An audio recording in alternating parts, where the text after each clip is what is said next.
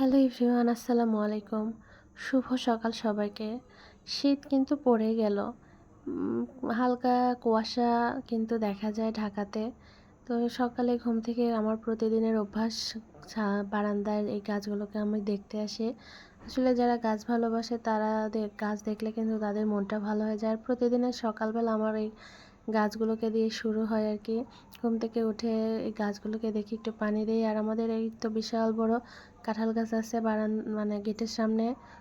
তো গাছগুলো দেখে রান্নাঘরেও আসলাম। তো রান্নাঘরে কিছু ছোট্ট ছোট্ট মানি প্ল্যান্ট গাছ আমি রেখে দিছি, ভালো লাগে দেখতে আর কি। এই পাশে একটা কর্নারে রেখে দিছি। তো বাইরে আমার 2-3টা গাছ আছে, সেগুলোকেও দেখবো, পানি দিব। তো এই তো একটা গাছ, এটাকে কি যেন গাছ বলে আমি জানি না।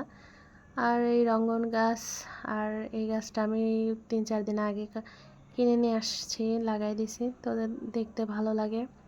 তো গাছ টাছ দেখা শেষ করে চলে আসলাম রান্নাঘরে রান্না করার জন্য। তো এখন বাজে 7টার কাছাকাছি, 5 মিনিট বাকি আছে আর কি। অনেকক্ষণ আগেই উঠছি। তো এদিকে আপনার ভাইয়া বাজারে গিয়েছিল, অনেকগুলো বাজার করে নিয়ে আসছে। দেখা গেল যে মাসের শেষে, মাছ টাছ প্রায় শেষের দিকে, তো বললাম যে বাজার করে নিয়ে আসো।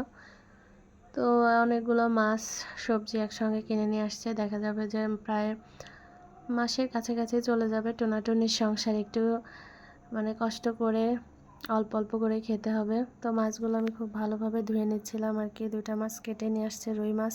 আর এদিকে আমাদের হেল্পিং হ্যান্ড বা আমার কাজের আপা আমার বাকি মাছগুলো কেটে দিচ্ছিল আর কি। নদীর মাছ নিয়ে আসছে আপনার ভাইয়া, নদীর মাছ খাইতে অনেক পছন্দ করে সে, এই জন্য নদীর মাছ পাইছে অনেকগুলো নিয়ে আসছে। 5 মিশালি মাছ আর কি। আর এই মাছগুলো এর আগেও নিয়ে আসছিল, অনেক মজা খাইতে। তো উনি সব কিছু কেটে ধুয়ে বেছে দিয়ে চলে গেছে। তো আমাদের হেল্পিং হ্যান্ড কিন্তু আমাদের সংসার জীবনে অনেক সাহায্য করে আর কি। একদিন না আসলে মনে হয় যে কাজ করে শেষ করতে পারি না। তো এদিকে অনেকগুলা সবজি নিয়ে আসছে, সেগুলো বের করে নিলাম। ফুলকপি, আপনার পেঁপে, শসা, লেবু, ধনিয়া পাতা।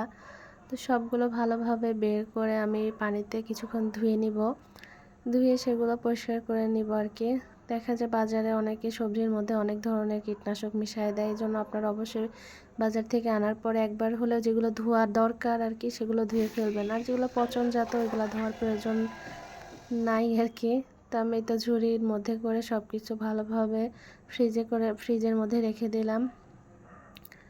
তো এর মধ্যে কিন্তু আপনার ভাইয়া যখন বাজারে যায়, মুরগি রান্না করেছি, ডালের বড়া করেছি, তার জন্য রুটি বানিয়েছি, ডিম পোস্ট করেছি, আলু ভাজি করেছি, এক হাতে অনেকগুলো কাজই করেছি। তো সবাই ভালো থাকবেন। আল্লাহ হাফেজ।